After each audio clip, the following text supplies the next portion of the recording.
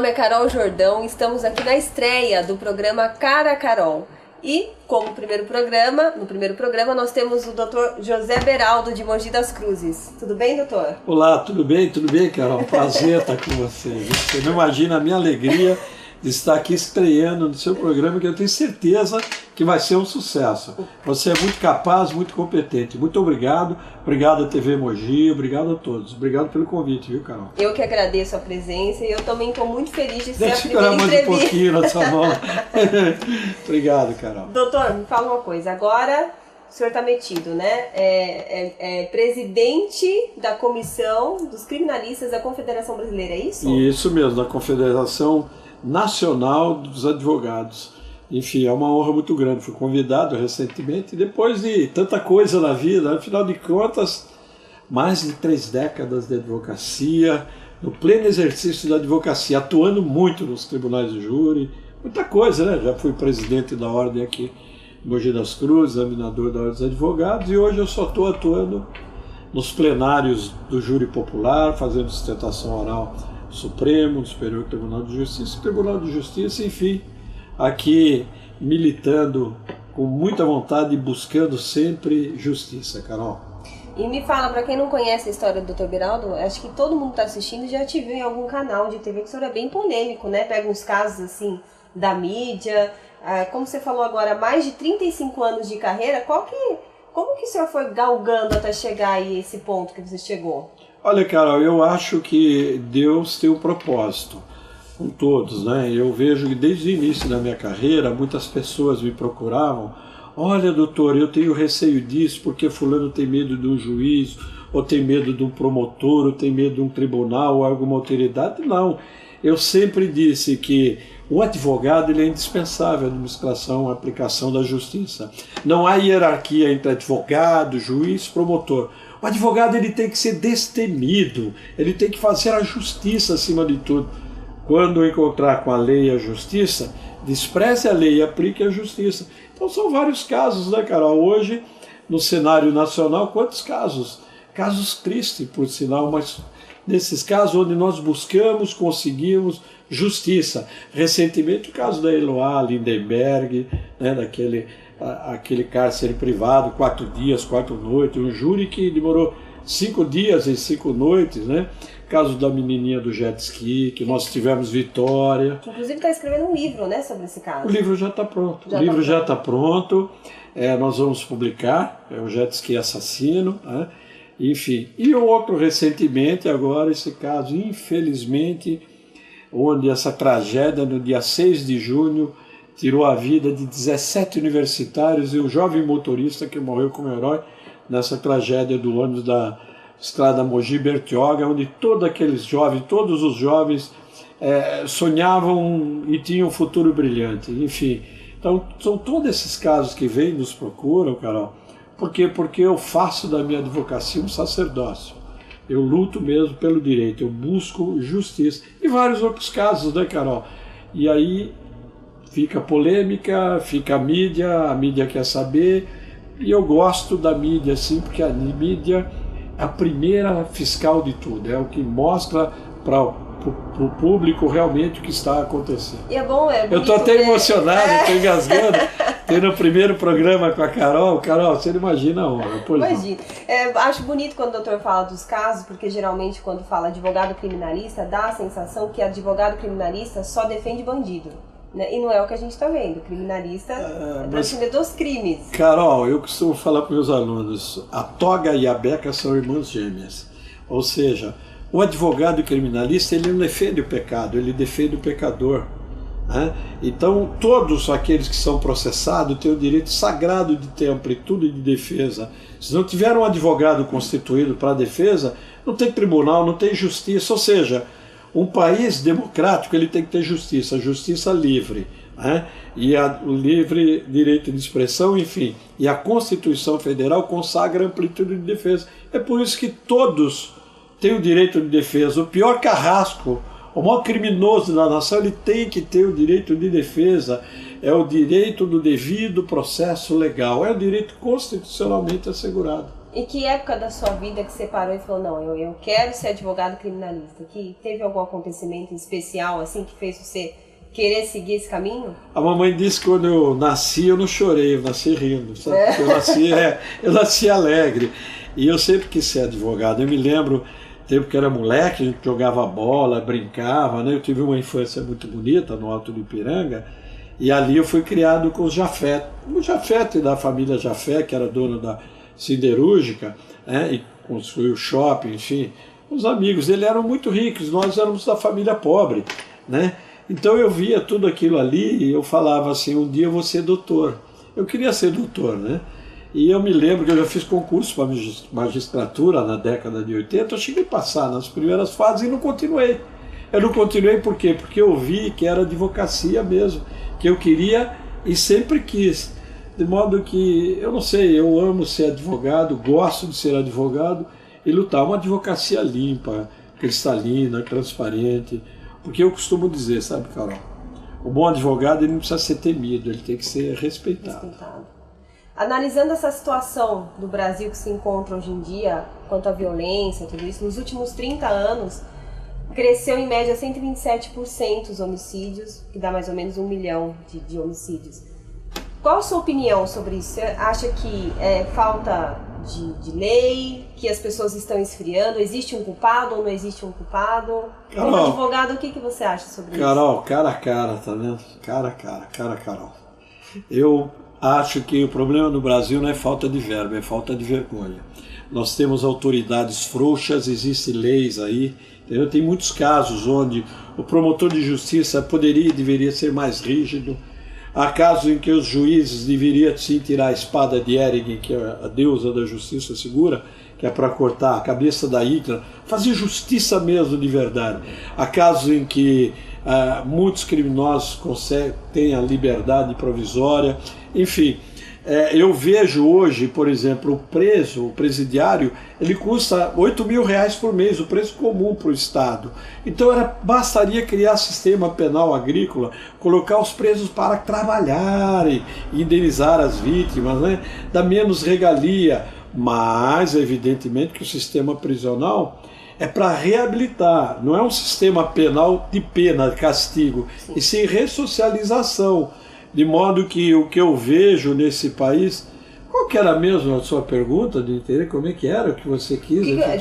Diante da situação do Brasil, da violência, o crime vem aumentando cada vez mais. Então, eu queria chegar, porque eu fiquei, essa pergunta me fez calar um pouco, porque o que eu vejo é um sistema assim, falido em todos os sentidos. Nós precisávamos um pouco, sabe... Em primeiro lugar, quem vive em meio à violência, no futuro irá praticá-la.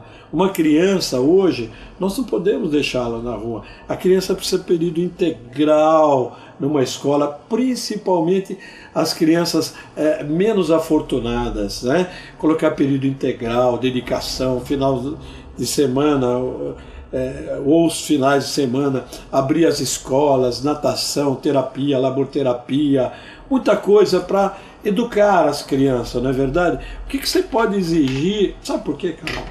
Favela não é o sinônimo de criminalidade, não. Eu conheço muita comunidade que é a coisa mais linda do mundo. E as pessoas mais importantes do mundo, prêmio Nobel, qualquer pessoa mais importante que se destaca, são pessoas oriundas de famílias humildes, simples, entendeu? Por quê? Porque cultiva o que quer ser alguém no futuro. Então eu vejo que o sistema nosso é um sistema muito falido, mas nós precisamos mais de políticos responsáveis, né, para menos favoritismo pessoal, menos ganância nesse mundo, né, e as pessoas serem um pouco mais tementes a Deus, ou seja, respeitar o próximo, ajudar o próximo, dar ao próximo o que ele precisa, porque as pessoas não querem cesta básica. As pessoas querem cidadania, querem trabalho, querem dignidade, querem moradia. O que o doutor falou tem todo sentido, que às vezes a pessoa está assistindo e julga, né? Ai, fulano é bandido, meu filho não é, mas é fácil falar quando as condições são fáceis para um e para o outro não. Não estou dizendo que quem nasce numa favela tem que ser bandido, não é isso. Mas é como falou, tem que ocupar o tempo, né? Cabeça vazia, acreditada, é a oficina do diabo. Então tem que ocupar, tem que estudar, tem que fazer um curso. Agora a pessoa fica sem fazer nada o dia inteiro, é óbvio que pensamentos ruins vão vir. E Carol, tem tanta coisa. Carol, eu lembro que no começo da minha carreira, em 87, mais ou menos, eu visitei um preso, porque nós estávamos ajudando o pessoal, aquela questão de direitos humanos, enfim, que eu estou me afastado um pouquinho de direitos humanos, porque eu acho que dos direitos humanos a comissão deveria ir também no enterro de policial, não só daquele que cometeu um crime. Exato. E eu fui no presídio e eu falei, você está aqui, meu jovem, preso há 4 anos, não foi julgado, isso está errado. Ele falou, não, mas eu queria fazer um pedido só, doutor Beraldo. Qual é o seu pedido? Eu queria que o senhor trouxesse minha mãe para me visitar no domingo. Minha mãe não veio, 4 anos. Eu voltei e falei com o delegado, doutor, ele matou a mãe dele. Ele está pedindo para trazer a mãe, ele matou a mãe, como ele quer a mãe? Nossa. Ele não sabia porque estava ali, ele tinha matado a mãe enterrado no quintal e não sabia porque estava ali. Ou seja, ele tinha que ser tratado. É uma questão de profilaxia jurídica, ou seja, tratamento e não cadeia. Agora, a cadeia, meu Deus do céu, só as mães e os pais sabem o que eu estou falando. Quem teve um filho preso, principalmente por pequeno delito, a lei deveria ser mais branda e aplicar mais medidas alternativas, colocar os presos para trabalhar, entendeu? E não na ociosidade. Rígido, rigor da lei, crime hediondo, tráfico, realmente. Sair dali diferente, né? Não sair pior do que já entrou, né? Porque a pessoa sem fazer nada, a probabilidade dela fazer uma coisa pior é grande, né? E sai, viu, Carol? Sai voltado por crime, sai voltado devendo para facções. Nós devíamos refletir. Não ter... É certo, quando você fala de um preso, há uma certa, assim, um afastamento da sociedade, né? Mas nós temos, eu acredito que pela minha experiência profissional, 70% dos presidiários já podiam estar soltos. Manter preso é aquele que cometeu um estupro, um tráfico realmente, um verdadeiro traficante. Não esses jovens que são vítimas da maldita droga, né, Carol? E, enfim, manter preso aquele que praticou um crime de tortura, um crime cruel, né, fechado. E as duras penas, sim. Sem qualquer benefício. A favor da pena, a senhora acha que, por exemplo, uma prisão perpétua, por exemplo, resolveria? Olha, em crimes hediondos, sim. Por exemplo, recentemente eu atuei no caso das irmãs Yoshifusa. Daqui de Mogi. Daqui de Mogi, que onde uma pessoa que era de confiança daquela família estuprou, matou as 2 irmãs com requintes de crueldade, mais 5 anos ele sai da cadeia. Isso não é aplicação do rigor da lei. Ali sim, uma prisão perpétua com trabalho. Trabalhar em prisão perpétua. Por quê? Porque ele é além de covarde, é um psicopata. É um indivíduo perigoso. Então esse indivíduo perigoso nós temos que tirá-lo da sociedade. Exatamente. Estou ouvindo o doutor falar de leis, eu vi que você já se envolveu com política. Você tem alguma pretensão ainda de se envolver com isso no futuro? Eu quero ser prefeito de Mogi das Cruzes. Você sabia por quê? Se fosse prefeito de Mogi das Cruzes, tirar as crianças das ruas, período integral, mais hospital, mais plano social, parar de obras vultuosas, faraônicas, né? Aplicar no social. Mas é brincadeira, estou brincando, eu não sou candidato. Carol, eu brinquei. Brincadeira, eu não sou candidato, não sou filiado a partido político nenhum, né? Enfim, mas eu entendo que Mogi das Cruzes está faltando uma liderança. Mogi está precisando de uma liderança pura, uma liderança comprometida com os anseios da sociedade, né? Uma pessoa assim, de uma forma com espírito assim, né? Não de ganância como nós vemos os políticos por aí. Mas eu espero que o candidato, o eleito trabalhe, né, que entre para fazer uma diferença. Eu tenho, Carol, o meu carinho aqui pelo Bertaioli. Ele fez muita criança em período integral, mas não é totalmente integral, porque eu fiquei sabendo entre as 7 e as 4. Eu vou checar isso daí, não é verdade? Mas é isso, política ainda não. Nos países da Europa, por exemplo, é normal as crianças estudarem, né? No período integral. Você fala isso aqui no Brasil, muita gente acha que é judiar da criança, maltratar a criança, e na verdade isso vai fazer um bem para ela lá no futuro, né? Você falou bem, Carol. Recentemente eu fiz alguns países e eu verifiquei, né, que lá é o seguinte: a criança entra, ela tem o primeiro café da manhã, tem o seu ensino normal, né, que é o estudo realmente, depois sua refeição, tem o tempinho para descansar, depois à tarde tem outras atividades extracurriculares, só sai à noite, e com um detalhe, né? Um detalhe do próprio van, o ônibus busca a criança na residência, devolve a criança, né? Não se paga tanto imposto como no Brasil. Exatamente. Na verdade, nós temos que trabalhar 1/3 do ano, ou seja, 4 meses até, para pagar imposto no Brasil, e nós estamos vendo o país aqui. Na verdade é o seguinte, político não precisava ter carro oficial. Nenhuma autoridade, juiz, promotor, deputado, ninguém precisava ter carro oficial. Vai trabalhar com seu carro, né? E ter tantas regalias, não é verdade? Eu vejo autoridades aí do próprio judiciário ganhar mais de 100 mil reais por mês.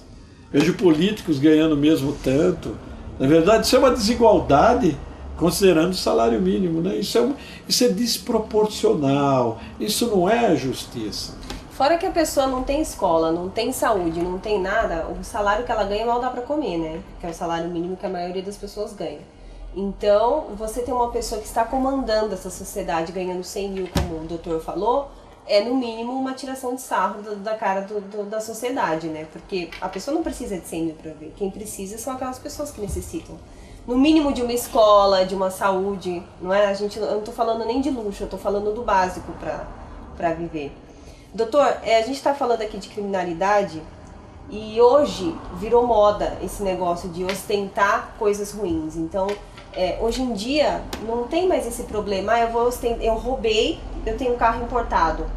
As pessoas não têm mais vergonha de mostrar que roubou. É bonito passar, olha, fulano é perigoso, passou aí. Eu sinto que tem isso hoje em dia, coisa que antigamente eles tinham vergonha, hoje é bonito ostentar isso. Qual é o recado que o doutor deixa por estar lidando com esse mundo da criminalidade dia a dia, para essas pessoas que ou estão nesse meio ou estão pensando em entrar achando que é a saída da vida dela? O que o senhor tem a falar para essas pessoas? Olha, Carol, você deu a honra, você veio aqui fazer essa entrevista na minha biblioteca. Eu lembro do Rui Barbosa. O Rui Barbosa, até no século passado, ele foi considerado águia de Aia. Ele disse de tanto ver triunfar a desonestidade, enfim, de tanto ver triunfar todas essas formas de corrupção, enfim. Rui Barbosa disse, chegará um dia em que o homem sentirá vergonha de ser honesto. Não é bem assim, né? O recado que eu dou é o seguinte, o exemplo vem de casa, Carol. Bate alguém na sua casa, o pai e a mãe não podem falar, olha, fala que o papai não está, já começa por aí. O exemplo, né? O exemplo, isso. Você pode ser a pessoa mais humilde que for, mas, enfim, você deve mostrar aquela criança que é a geração futura, né? Porque as crianças de hoje é melhor do que do meu tempo. Do meu tempo tinha estilingue, tiradeira, matava um passarinho, verdade. Não tinham noção, do que era certo e errado, de preservar o meio ambiente. Uhum. Entendeu? Não tinha, nós não recebíamos essa educação profunda, apesar que eu tive uma infância maravilhosa. Minha infância foi do tempo de carrinho de rolemã, né? Meu pai Edmundo Beraldo, meu finado pai, minha mãe hoje, graças a Deus, 88 anos, aí me deu toda a educação, mas de uma forma humilde. Então meu pai sempre me ensinou assim, servir o próximo, ajudar alguém, entendeu? Socorrer, educar, dar oportunidade, porque eu costumo lembrar sempre, ninguém quer esmola, cesta básica, a sociedade quer emprego, quer dignidade, e o que eu dou é uma resposta só efetiva, né? Respeite o próximo como a si mesmo, não faça algo para alguém aquilo que você não gostaria que alguém fizesse com você, não é verdade? Ou seja, ser honesto, é procurar trilhar o caminho do bem. Honesto hoje é uma obrigação, né? E parece que não está sendo. Não está né? sendo, e o doutor falou de uma coisa importante aqui, que é do exemplo, né? Que começa já na escola, né? Às vezes a criança vem com o apontador do amiguinho, e os pais não falam nada, ou incentivam, ou ficam com medo de enfrentar uma criança, que é o que mais tem hoje em dia. E isso vai refletir lá na frente, né? Vem, Carol, vai. E hoje eu costumo falar, o pessoal fala assim, não pode invadir a privacidade de uma criança. Pode e deve sim. o pai e a mãe devem olhar as coisas íntimas, principalmente a criança que tem 12 anos, de 12 a 18 anos, adolescente, né? Examinar, ver se não está olhando, fazendo coisa errada. Carol, em estudos demonstrou que a menina começa a usar droga com 10, o menino com 12 anos de idade. Quando os pais vão descobrir, já está na adolescência, 16, 17, 18 anos. Ou seja, hoje o traficante está dentro da sua casa te chamando de tia. Então tem que tomar cuidado com quem que você leva, com quem você faz, educar, conversar. Falar, ó filho, não aceite coisa de estranho, bebida de estranho, nada de estranho.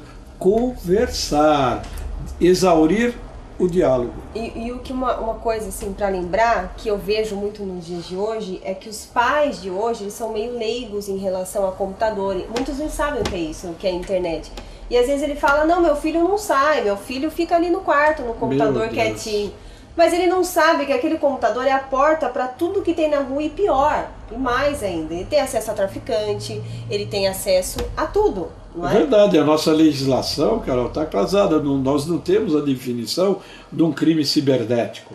Ou seja, ainda é aplicado o Código Penal de 1940. Enfim, os pais, você falou e falou com muita propriedade. Os pais devem fiscalizar, devem colocar restrições, fiscalizações, em todos os sentidos, principalmente nos computadores, a questão de Facebook, tomar cuidado, toma muito cuidado, sequestro de crianças tem, órgãos, tráfico de órgãos, enfim, tem que ter muito cuidado, ver com quem a criança está conversando na internet e fiscalizar mesmo, com rigor absoluto sim. Que tem coisas que acontecem, não tem como voltar, né? É o que anda acontecendo por aí. Tá. Doutor, eu agradeço sua presença. Mas já passou? Já. Infelizmente já passou rápido. Doutor, eu queria te fazer um convite. Não sei se você vai aceitar, vai estar aqui toda semana com a gente, dando dicas para o pessoal que está assistindo. Eu acho importante a cidade de Mogi das Cruzes, as pessoas que estão passando por problemas, terem essas saídas para alguns problemas delas, né? Eu queria fazer um quadro com o doutor toda semana, que o senhor aceita aí o convite? Obrigado, claro, para mim será uma honra muito grande. Vamos fazer dentro do que manda os padrões éticos da Ordem dos Advogados, evidentemente, né? E sem qualquer a título, não é consulta, absolutamente nada. E farei sim na condição de presidente da Comissão Nacional dos Criminalistas, né? Da Confederação Nacional dos Advogados, né? Teria a honra de participar, sim. Muito obrigado, viu, Carol? Muito obrigado por esse convite. Eu que agradeço por aceitar. Obrigado. Eu que agradeço, então você vai poder assistir o próximo programa com a presença do Dr. Beraldo novamente, agora num quadro só dele, né, doutor? Obrigado, nossa, né? Obrigado. Nós ficamos por aqui. Até o próximo programa Cara Carol.